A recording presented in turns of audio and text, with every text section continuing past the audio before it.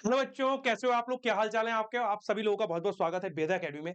तो आज हम लोग बात करने वाले हैं यूपी सैनिक स्कूल के फॉर्म कैसे भरे जाने, क्या स्टेप्स आपको ध्यान रखने हैं, क्या एलिजिबिलिटी है, क्या डॉक्यूमेंट्स हैं। जब आप फॉर्म को भरोगे तो फॉर्म के लिए क्या क्या चीजें चाहिए, आपकी डेट ऑफ बर्थ क्या होनी चाहिए। तो वो हम सारी चीजों की एक बार बात कर लेते हैं कि यूपी सैनिक स्कूल का सिलेबस क्या है। बिल्कुल सारी बेसिक चीजें एक छोटी सी प्यारी सी वीडियो 15 से 20 मिनट में आपका सारा मतलब जो आप लोग अलग अलग वीडियो में ढूंढते हो, सर सिलेबस क्या है, सिलेबस कहां से ढूंढूं, सर मैथ्स का सिलेबस क्या है। तो ये सारी चीजें आप एक ही वीडियो में ले लीजिएगा ताकि आप किसी भी फॉर्म को बहुत अच्छे से भर पाए। और हम लोग यहाँ पे बात कर रहे हैं यूपी सैनिक स्कूल के फॉर्म के बारे में, ठीक है। तो सबसे पहली चीज, एग्जाम पैटर्न वो भी यहाँ बताया जाएगा, सिलेबस बताया जाएगा, एलिजिबिलिटी बताई जाएगी, डॉक्यूमेंट्स बताए जाएंगे, ठीक है। तो चलो, वरना अगर डॉक्यूमेंट्स अगर आप चाहते हो कि एक अलग वीडियो बनाऊं तो उसके लिए एक अलग वीडियो बना दूंगा, ठीक है बेटा। चलो तो स्टार्ट करते हैं। सबसे पहले, आप कोई भी फॉर्म भरना चाहते हो, आप चाहे जेएनबी के लिए तैयारी कर रहे हो, चाहे आप सैनिक स्कूल के लिए तैयारी कर रहे हो, तैयारी करने के लिए जो आप चाहते हो आपकी जो पढ़ाई है वो अच्छे लेवल की बनी रहे, आपको नोट्स मिलते रहे, आपके लिए डीपीपी मिलती रहे, तो आप लोग फटाफट इस टेलीग्राम चैनल से ज्वाइन हो जाइएगा। वेदा नवोदय एग्जाम आपका जो टेलीग्राम चैनल का लिंक है उससे ज्वाइन हो जाइए। फिर जो आपका सेशन पीडीएफ है, जो आपको ये क्लास दिख रही है, चाहे आपकी कोई भी इवेंट यानी कोई इंफॉर्मेशन क्लास हो या फिर आपकी कोई भी फ्री क्लास हो, चाहे वो आपकी यूट्यूब पे मैथ्स की हो, साइंस की हो, इंग्लिश हिंदी किसी की क्लास हो, उसके नोट्स आपको पीडीएफ फॉर्मेट में यहां मिल जाते हैं। फिर जो क्विज चलता है, जो आपकी सेशन अपडेट है कि कौन कितने बजे कौन सी क्लास होने वाली है, कितने बजे कौन सा इवेंट, कौन सी इंफॉर्मेशन आ गई, कोई फॉर्म आ गया, कोई रिजल्ट आ गया, तो वो सारी इंफॉर्मेशन के इवेंट जो है यहाँ पे एग्जाम पे मिलते रहते हैं। तो आप इससे फटाफट कनेक्ट हो सकते हैं, ठीक है। चलिए अब आगे बढ़ते हैं। तो यहाँ पे यूपी सैनिक स्कूल का, पहले मैं आपको बताऊं कि आप यूपी सैनिक स्कूल जब गूगल पे डालोगे और वहां पे जो फॉर्म खुलेगा पीडीएफ फॉर्मेट में, वो कैसा खुलेगा पहले मैं आपको वो दिखाना चाहता हूं। वो फॉर्म आपका इस तरीके से, वो फॉर्म आपका इस तरीके से खुलेगा, देखो ध्यान से। यूपी सैनिक स्कूल लखनऊ एंड सैनिक स्कूल गोरखपुर इंट्रेंस एग्जाम 2025-26, जो जनरल इंस्ट्रक्शन और गाइडलाइंस है वो आपकी यहां से शुरू होती है। मैंने क्या करा है कि इसके डेटा को निकाल के एक अच्छे से आपको सामने, ताकि आप यहाँ पे बहुत सारी ऐसी चीजें लिखी हुई हैं जिसमें आप कंफ्यूज हो सकते हो। तो मैंने क्या करा है, इन सारे पॉइंट्स को निकाल के अलग अलग डिफाइन करा है ताकि आप बिल्कुल भी किसी भी पॉइंट में परेशान ना हो। एलिजिबिलिटी की जब बात करेंगे तो प्रॉपर एलिजिबिलिटी की बात करेंगे, जब हम फॉर्म भरने की स्टेप्स की बात करेंगे तो फॉर्म भरने की स्टेप्स की बात करेंगे। सबसे पहले हम बात करेंगे एलिजिबिलिटी की, तो हम चलते हैं अपनी पीपीटी पे और बात करते हैं एलिजिबिलिटी की। तो ध्यान से देखिएगा यहाँ पे, यहाँ से ध्यान से देखिए, जो एप्लीकेंट है और फादर है, उनका applicant must be domicile of UP, ये बात ध्यान रखना। जो बच्चे यूपी के हैं, यूपी में रहते हैं, समझ रहे ना, तो यूपी में रहते हैं तो उनका डोमिसाइल यानी निवास स्थान प्रमाण पत्र होगा, और निवास स्थान प्रमाण पत्र जिसका यूपी का है वही बच्चा फॉर्म भर सकता है जिसके पापा का। Applicant and father of applicant दोनों, समझ रहे हो ना। भाई आप और आपके पापा जहां जिस घर में रहते हो यूपी यूपी में होना चाहिए, यानी यूपी, बात खत्म, ठीक। उसके बाद date of birth, most important term. जो एप्लीकेशन है आपकी, उसके लिए आपकी जो डेट ऑफ बर्थ होनी चाहिए वो किसके बीच में होनी चाहिए, अपेयरिंग यूपी सैनिक स्कूल एंट्रेंस एग्जाम 29 दिसंबर 2024, जो आपका 29 दिसंबर को एग्जाम होने वाला है, जो आपका 29 दिसंबर को बेटा एग्जाम होने वाला है, उसके लिए जो आपकी डेट ऑफ बर्थ है, ध्यान से देखिएगा। क्लास 6 वाले बच्चों के लिए जो डेट ऑफ बर्थ है वो 2 जुलाई 2013 से लेकर 1 जनवरी 2016 के बीच होनी चाहिए। देखो इसका मतलब तो होता है इसके बीच, बट जब उनने ये वाली लाइन लिख दी, फोर डेट्स इंक्लूसिव, मतलब जो 2 जुलाई और 1 जनवरी है वो डेट भी आपकी इन्वॉल्व है। यानी अगर आप 2 जुलाई 2013 को हुए हो या 1 जनवरी 2016 को हुए हो तो वो डेट वाला बच्चा भी फॉर्म भर सकता है। लेकिन अगर कोई इसके बाद का है 2 जनवरी 2016 का तो वो नहीं भर सकता, और अगर कोई इससे पहले का 1 जुलाई 2013 का तो वो फॉर्म नहीं भर सकता।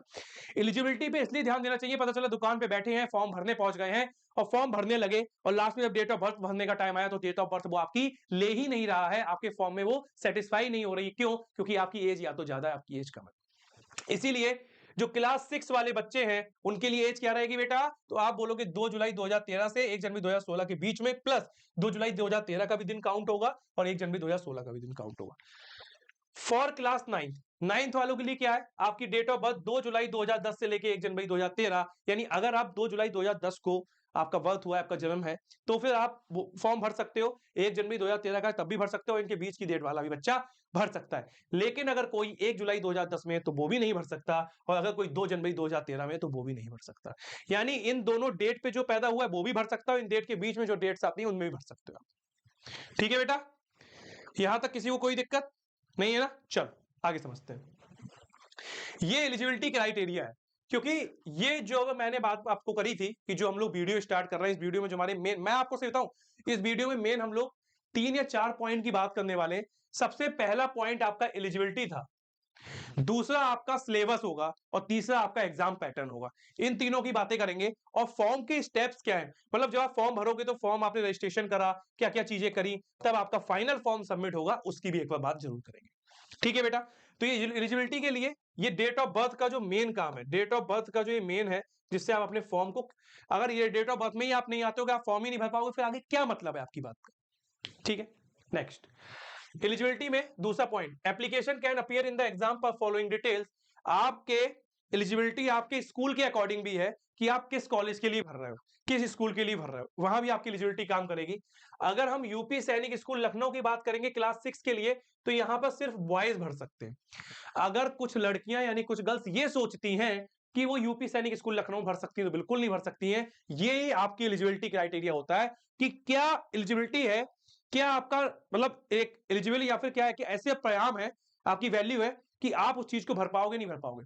एलिजिबिलिटी मतलब योग्यता, मान्यता कह सकते हो कि क्या हमारा क्राइटेरिया फॉलो हो रहा है उस चीज के लिए। तो आप बोलोगे सर यूपी सैनिक स्कूल क्लास 6 के लिए ध्यान रखिएगा बेटा सिर्फ बॉयज भर सकते हैं, और यूपी सैनिक स्कूल लखनऊ में क्लास 9 के लिए बॉयज और गर्ल्स दोनों भर सकते हैं। ये क्राइटेरिया को आपको ध्यान रखना होगा। बट अगर आप सैनिक स्कूल गोरखपुर वाले की बात कर रहे हो, तो वहां पे क्लास 6 में बॉयज और गर्ल्स दोनों भर सकते हैं और क्लास 9 में भी बॉयज और गर्ल्स दोनों भर सकते हैं। ठीक है, कोई कंफ्यूजन नहीं होना चाहिए। उसके बाद must have pass class 5th for and class 8th admission in class 6 and class 9 respectively by 20 मई 2025 फ्रॉम ए रिकॉग्नाइज्ड स्कूल। मतलब 2025 के लिए आप फॉर्म भर रहे हो, अब अक्टूबर है, फॉर्म भरे जा रहे हैं, आप फॉर्म भर रहे हो, लेकिन एक बात आप ये ध्यान रखना, आपने अभी फॉर्म भरा, अगर आप क्लास 6 के लिए फॉर्म भर रहे हो तो आप क्लास 5th में होने चाहिए, क्लास 9th के लिए फॉर्म भर रहे हो तो क्लास 8th में होने चाहिए। एक बात तो ये क्लियर हो गई। दूसरी चीज, अगर आप इनका फॉर्म भर रहे हो और आपका जब एडमिशन होगा किसमें, यूपी सैनिक स्कूल में, तो ये बात ध्यान रखना, अगर आप क्लास 6 में एडमिशन लोगे तो 20 मई 2025 तक आपका 5th क्लियर होना चाहिए, एक रिकॉग्नाइज, एक मान्यता प्राप्त अच्छे स्कूल से। और अगर आप 9th के लिए एडमिशन ले रहे हो तो आपका 8th क्लियर होना चाहिए 20 मई 2025 तक एक रिकॉग्नाइज स्कूल से। ठीक है, ये एलिजिबिलिटी के दोनों क्राइटेरिया थे और मैंने नंबर 1 एलिजिबिलिटी वाला आपका क्राइटेरिया बेटा क्लियर कर दिया है। नेक्स्ट, एग्जामिनेशन सेंटर की अगर मैं बात करूं, एग्जामिनेशन सेंटर इंपॉर्टेंट बात है क्योंकि बच्चे परेशान होते हैं। देखो मतलब होता क्या है, अब ये आगरा है, तो जो आगरा के आसपास के जो छोटे छोटे कस्बे या छोटे छोटे जिले हैं, क्योंकि आगरा है मंडल, जैसे आगरा के पास में आपका हो गया फिरोजाबाद, टूंडला, एटा, तो ये सब जो बच्चे फॉर्म भरेंगे ये सब आगरा के अंतर्गत आते होंगे। ऐसे अयोध्या, बरेली, तो बरेली के लिए, बरेली के पास कोई सिटी है पीलीभीत, बरेली के पास है सजापुर, बरेली के पास है रामपुर, तो ये सब किसमें आते होंगे, बरेली में आते होंगे। ऐसे ही गाजियाबाद आपका सेंटर है, गोरखपुर सेंटर है, झांसी, मेरठ, प्रयागराज सेंटर है, वाराणसी एंड लखनऊ सेंटर है। ये आपके सेंटर है। अगर आप इनके देखो, आप आपका जहां भी घर होगा तो आपका जो शहर है वो किसी ना किसी मंडल में जरूर आता होगा, तो वो आपके मेन सेंटर बने हुए हैं। ठीक है, तो ये मेन सेंटर की बात हो गई। उसके बाद अब बात करेंगे अवेलेबिलिटी ऑफ एप्लीकेशन फॉर्म, कि एप्लीकेशन फॉर्म कब से स्टार्ट हो चुके हैं, कब तक आपके भरे जाएंगे, उस बात को आप विशेष ध्यान रखेंगे। देखो मैं यहां पे पता है अभी मैं पीडीएफ खोल दूंगा ना तो उसमें आप बहुत सारे कंफ्यूज हो जाओगे, इसीलिए देखो अभी मैं आपको दिखाऊंगा ये चीज, मैंने देखो कितने इंडिविजुअल तरीके से अलग अलग आपको बता दी, वहां पे आपके लिए बहुत सारी चीजें होती हैं, इसलिए मैंने आपको इसमें बताया। अवेलेबिलिटी क्या है एप्लीकेशन फॉर्म की, देखो ध्यान से, जो आपका एप्लीकेशन फॉर्म है, application process instruction will be available on school website, school की वेबसाइट पे मिल जाएगा, किस पे, www.upsainikSchool.org। बाकी हम इस साइट को डिस्क्रिप्शन में भी डलवा देंगे ताकि आप वहां से भी कनेक्ट कर सको। साथ ही साथ फॉर्म आपके 10 सितंबर से लेके 25 अक्टूबर 2024 के बीच भरे जा रहे हैं। मैंने एक पहले मैंने आपको शायद हो गए 10 दिन हो गए, उससे पहले ही मैंने एक वीडियो बनाई थी, अगर आपने देखी नहीं होगी तो देख लीजिएगा उसको भी, उस पर भी मैंने इसके लिए बहुत डिटेलिंग करी थी। ठीक है, और जो फीस है आपकी वो 1000 है, और अगर आप फॉर्म को लेट करते हो and 2000 including late fee from 26 अक्टूबर टू 5 नवंबर 2024, मतलब ये कि जो आपका फॉर्म भरने की बेसिक डेट है वो आपकी 10 सितंबर से लेके 25 अक्टूबर है। अब कोई बच्चा अगर 10 सितंबर से 25 अक्टूबर के बीच में भरता है तो 1000 रुपए फीस जमा करेगा, बट अगर मान लो वो ध्यान से उतर जाता है या फिर किसी भी कारणवश वो अपना फॉर्म नहीं भर पाता है 25 अक्टूबर तक, और वो 26 अक्टूबर से लेके 5 नवंबर के बीच में भरता है, तो लेट फीस के साथ उसे 2000 रुपए पेमेंट करना पड़ेगा, लेकिन फॉर्म आपका भर जाएगा। लेकिन फॉर्म आपका भर जाएगा। साथ ही साथ एलिजिबिलिटी क्राइटेरिया को ध्यान में रखना। उसके बाद अब हम बात कर लेते हैं यूपी सैनिक स्कूल के एग्जाम पैटर्न के बारे में। तो ध्यान से देखो, यहाँ पे आपके 4 सब्जेक्ट है। Number 1 English, number 2 general knowledge, number 3 mathematics, number 4 intelligence test मतलब रीजनिंग वाला। अब जो सबसे मोस्ट इंपॉर्टेंट जो पार्ट है आपका, वो आपका मैथमेटिक्स है, क्योंकि आपके 75 मार्क्स जो है बेटा मैथमेटिक्स के हैं। क्योंकि जितने मार्क्स का मतलब जितने नंबर ऑफ क्वेश्चन है उतने ही मार्क्स है, क्योंकि 1 नंबर का 1 क्वेश्चन है, 1 मार्क 1 क्वेश्चन। तो आपके नंबर ऑफ क्वेश्चन 200 है, तो फिर मार्क्स भी आपके 200 हो जाएंगे। क्योंकि देखो इंग्लिश के मैक्सिमम मार्क्स 50 है, क्योंकि नंबर ऑफ क्वेश्चन 50 है। जनरल नॉलेज के 50, मैथमेटिक्स के 75, इंटेलिजेंस के 25। तो एक्चुअल में मैथमेटिक्स और रीजनिंग आपका मिलता जुलता होता है, तो आप इसको कवर करो सबसे पहले, उसके बाद जनरल नॉलेज, फिर इंग्लिश। अब ये आपके ऊपर है, ऐसा कुछ नहीं है, आप कोई भी कवर कर सकते हो, लेकिन मैंने इसलिए आपको मैथमेटिक्स बोला क्योंकि इसका स्कोर ज्यादा है ना भाई। आप जितनी मेहनत 75 नंबर के लिए करोगे, उतनी मेहनत 50 नंबर के लिए करोगे, तो 75 में ज्यादा नंबर ला पाओगे भाई, ज्यादा कैप्चर कर रहे हो आप, तो इसलिए मैं बोल रहा हूं आपको। तो ये आपका क्या हो गया बेटा, ये आपका एग्जाम पैटर्न हो गया कि यूपी जो आपका सैनिक स्कूल है उसका एग्जाम पैटर्न क्या है। 4 मेन सब्जेक्ट होते हैं, ये बात आप लोग ध्यान कर ले। अब ये लैंग्वेज की बात अलग है, अगर कोई बच्चा हिंदी चूज करेगा तो फिर हिंदी आएगी, इंग्लिश चूज करेगा इंग्लिश आएगी, उसकी कोई दिक्कत नहीं। नेक्स्ट, अब यहां पे इंग्लिश के सिलेबस के कुछ टॉपिक की बात कर लेता हूं मैं, ध्यान से देखो। इंग्लिश के कुछ टॉपिक है उनकी बात कर लेते हैं, जैसे बहुत बेसिक है, noun, pronoun, verb, adjective, adverb, preposition, article, tense, common error, conjunction, syntax, synonyms, antonyms, homonyms, idioms, phrases, one word substitution, passage and jumble. भाई देखो, आप यूपी सैनिक स्कूल में जाओ या फिर जेएनबी में जाओ, किसी भी स्कूल में जाओ, जेएनबी, यूपी सैनिक या सैनिक, ऑल इंडिया सैनिक, आपको पढ़ाई तो करनी पड़ेगी। आप अच्छी और बेहतरीन पढ़ाई और तैयारी करके उस स्कूल में जाओगे, उसमें एडमिशन लोगे, तो फिर आप आगे के लिए भी बहुत प्रिपेयर रहोगे कि भैया इतनी भयंकर तैयारी करके तो आप इसमें आए हो, तो आप वहां पे और अच्छी पढ़ाई करोगे, आगे जीवन में बहुत कुछ अच्छा कर लोगे आप। ठीक है, ये हो गया इंग्लिश का सिलेबस। अब बात करेंगे जनरल नॉलेज के सिलेबस की। जनरल नॉलेज का सिलेबस क्या है, आपको स्टेट ऑफ इंडिया पता होनी चाहिए, important facts about India, commission act in defence forces, atomic power station India, मतलब क्वेश्चंस आपके बिल्कुल एग्जैक्ट आते होंगे। आपको ज्यादा थ्योरी पढ़ने की जरूरत नहीं है, आपको पॉइंट वाले क्वेश्चन पढ़ने हैं। स्टेट ऑफ इंडिया मतलब आपको स्टेट्स पता होनी चाहिए, उनके कैपिटल्स पता होनी चाहिए, उनके सीएम पता होनी चाहिए, भैया स्टेट्स ऑफ इंडिया ऐसे क्वेश्चन बन सकते हैं। इंपॉर्टेंट फैक्ट्स अबाउट इंडिया ये पता होना चाहिए, एटॉमिक पावर स्टेशन कहां है वो पता होना चाहिए, इंपॉर्टेंट डेट्स पता होनी चाहिए, जैसे 15 अगस्त, 26 जनवरी, और बहुत सारी डेट, जैसे आपका पर्यावरण डे होता है, आपका हेल्थ डे होता है, ब्लड डोनेशन वाला डे होता है, तो ये सब डे आपको पता होनी चाहिए। क्लासिकल डांस पता होने चाहिए, national parks and wild life ये पता होना चाहिए, cries of birds and animals पता होने चाहिए, टर्म्स, गेम्स और स्पोर्ट्स पता होने चाहिए, जो भी लेटेस्ट अभी गेम्स स्पोर्ट्स, मान लो किसी ने गोल्ड मेडल वगैरह जीता, उसकी थोड़ी इंफॉर्मेशन होनी चाहिए, बुक्स वगैरह पता होनी चाहिए, important graphical term, general science, important event of world history, international organization. International organization मतलब जैसे WHO, वर्ल्ड हेल्थ ऑर्गेनाइजेशन, ये कहां पे है, इसकी शुरुआत कब हुई, बिल्कुल कीवर्ड की वाले पॉइंट है। डेट ऑफ मतलब वो कब शुरू हुआ है, उसका मुख्यालय, उसका हेडक्वार्टर कहां है, वहां से क्वेश्चन बनते हैं डायरेक्ट। नेक्स्ट, अब बात करते हैं मोस्ट इंपॉर्टेंट, भाई मोस्ट इंपॉर्टेंट इसलिए कह रहा हूं ना क्योंकि 75 मार्क्स की बात है बेटा, 75 मार्क्स की बात है तो मोस्ट इंपॉर्टेंट कहना पड़ेगा। इसके topic natural number, whole number, integers, Roman number, fraction, LCM, HCF, बहुत प्यारा यार, सही बताऊं, अगर कोई बच्चा यूपी सैनिक स्कूल की तैयारी फ्री में करना चाहता है तो वेदा नवोदय एग्जाम पर ही आपकी पूरी प्लेलिस्ट पड़ी हुई है, जिसमें आपके सारे टॉपिक कवर हो रहे हैं, क्योंकि क्लास 6 और क्लास 9 दोनों की पड़ी हुई है। तो क्लास 6 में कुछ टॉपिक मिलेंगे, कुछ अगर इसके टॉपिक रह जाएंगे तो वो क्लास 9 में मिल जाएंगे। क्लास 6 में मैंने खुद ये पढ़ा है, यूनिटरी मेथड पढ़ा है, रेशियो प्रपोर्शन पढ़ा है, स्क्वायर क्यूब पढ़ा है, एवरेज पढ़ा है, परसेंटेज प्रॉफिट लॉस पढ़ा है, सिंपल इंटरेस्ट पढ़ा है, time distance, simplification, area parameter, temperature पढ़ा है। ठीक है, टेम्परेचर मैंने नहीं पढ़ा है, टेम्परेचर मैंने नहीं पढ़ा है, लेकिन टेम्परेचर आपका कुछ नहीं, बस एक फॉर्मूला है, उसी के बेसिस पे चलोगे। एडिशन, सब्ट्रैक्शन, अलजेब्रिक एक्सप्रेशन का पढ़ाया है, अलजेब्रिक आइडेंटिटी पढ़ाई है, linear equation, one variable, lines and angles, triangles and coordinator, और conversion of unit, conversion of unit की अगर हम लोग बात करें तो कन्वर्जन ऑफ यूनिट का मतलब होता है मेजरमेंट, मेजरमेंट में यूनिट्स बदली जाती हैं, मीटर, सेंटीमीटर, किलोमीटर से हेक्टोमीटर, इस तरह की बहुत सारी चीजें आती हैं। ठीक है, इसके बाद बात करेंगे रीजनिंग की, इसके बाद बात करेंगे रीजनिंग की, जो कि 25 नंबर की थी, ये भी बहुत इंपॉर्टेंट है बेटा। ठीक है, देखो कंप्लीशन ऑफ सीरीज, कोई सीरीज चल रही है, चाहे वो नंबर्स की हो सकती है, चाहे वो अल्फाबेट्स की हो सकती है, मैथमेटिकल ऑपरेशन यानी बॉड मास का क्वेश्चन बन सकता है, coding decoding, classification, analogy, arrangement of letters, arrangement of the words in the sequence in which they occur in dictionary, dictionary में जैसे ना एबीसीडी होते हैं, तो ए के बाद क्या आता है, डी आता है, कितने नंबर पे, 4 नंबर पे, तो ये सब बेसिक चीजें। Proper arrangement of sentences, alphabet test, Venn diagram, Venn diagram बहुत प्यारा टॉपिक है, blood relation, direction, sitting arrangement, ranking test, paper cutting and folding, mirror water image, figure completion, cube and dice.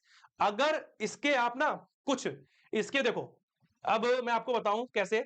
Figure completion है number 1, number 2 mirror, number 3 paper, ठीक है, number 4 analogy, number 5 classification. तो इस तरह के तो कुछ चैप्टर जेएनबी में भी है, तो आप यहां से उसको कनेक्ट कर सकते हो, यहां से उसको बेटा कनेक्ट कर सकते हो, कोई दिक्कत नहीं। नेक्स्ट, ठीक है, तो यहां हमारा रीजनिंग का सिलेबस क्लियर हो गया और ये हमारा मैथमेटिक्स का क्लियर हो गया, ठीक है। अच्छा, अब हमारा क्या बचा है, अच्छा एक काम कर लेते हैं, हमारे लिए जनरल नॉलेज भी हो गया, इंग्लिश भी हो गया, मैथमेटिक्स भी हो गया, रीजनिंग भी हो गया, ठीक है। अब मैं आपको फिर से उस पीडीएफ पे ले जाना चाहता हूं, क्योंकि आप कहोगे सर पीडीएफ पे क्यों ले जा रहे हो, इसलिए ले जाना चाहता हूं पीडीएफ पे, क्योंकि वहां पे आप कंफ्यूज थे ना, उस कंफ्यूजन को दूर करने के लिए। देखो, एलिजिबिलिटी क्राइटेरिया डिस्कस कर लिया है, क्लास 6 के लिए, क्लास 9 के लिए अलग अलग, ठीक है। डेट ऑफ बर्थ भी मैंने आपकी क्लियर कर दी, जो 2 मेन क्राइटेरिया थे एलिजिबिलिटी, वो आपके क्लियर हो चुके हैं, ठीक है। एक सेकेंड, ज्यादा बड़ा हो गया, ठीक है ना, यहां तक दिख रहा है, कोई बात नहीं। उसके बाद हम लोग बेसिक चीजों पे चलेंगे, कोई फालतू बात नहीं। अवेलेबिलिटी ऑफ एप्लीकेशन फॉर्म मैंने बताया, ये 26 अक्टूबर 5 नवंबर लास्ट डेट है, जो भी लेट हो जाएंगे उनके लिए। अब ये देखो स्टेप्स देख लो, मेजर स्टेप्स क्या है फॉर्म भरने के, वो देख लो एक बार।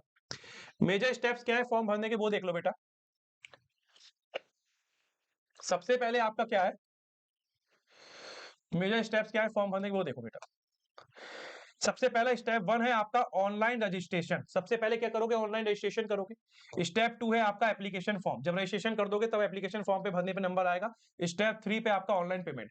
अब एप्लीकेशन फॉर्म पे आपकी वो सारी बेसिक चीजें होंगी, आपका नाम, आपके फादर का नाम, अपने आपके मम्मी का नाम, और आपका जो आधार कार्ड है, आपका जो क्लास 5 के स्कूल कहां से कर रहे हो वो स्कूल का नाम, तो ये सब बेसिक चीजें। उसके बाद स्टेप 4 पे आप प्रिंट एप्लीकेशन फॉर्म, और स्टेप 5 पे करेक्शन।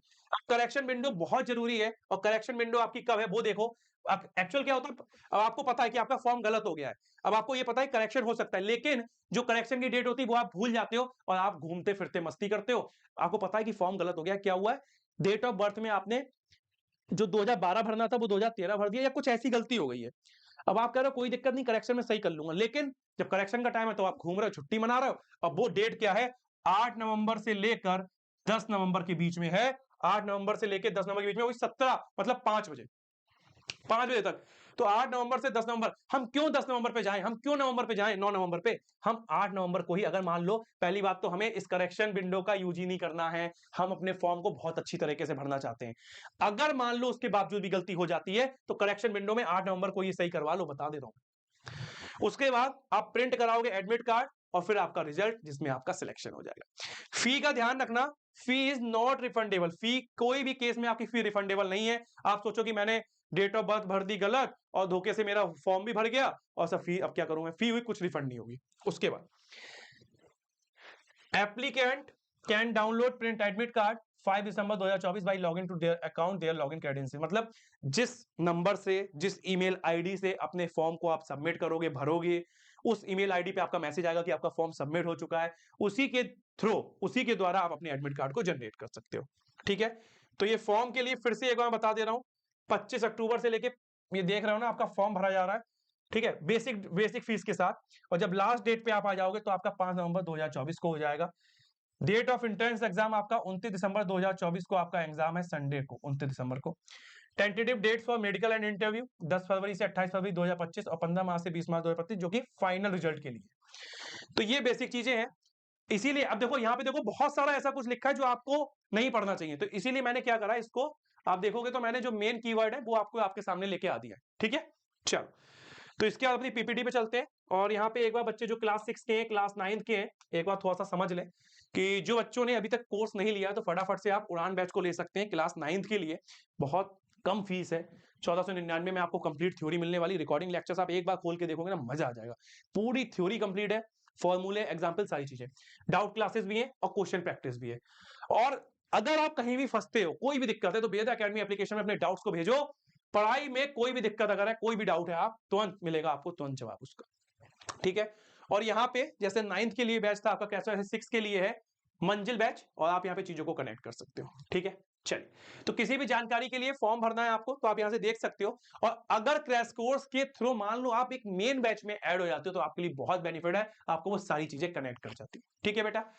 तो यहाँ पे हम छोटी सी वीडियो को एंड करते हैं, और बेसिक चीजें तो फटाफट से आपके जितने दोस्त हैं इस वीडियो को शेयर कर दो, फटाफट एकदम बेहतरीन तरीके से। थैंक यू सो मच, मिलते हैं नेक्स्ट वीडियो में।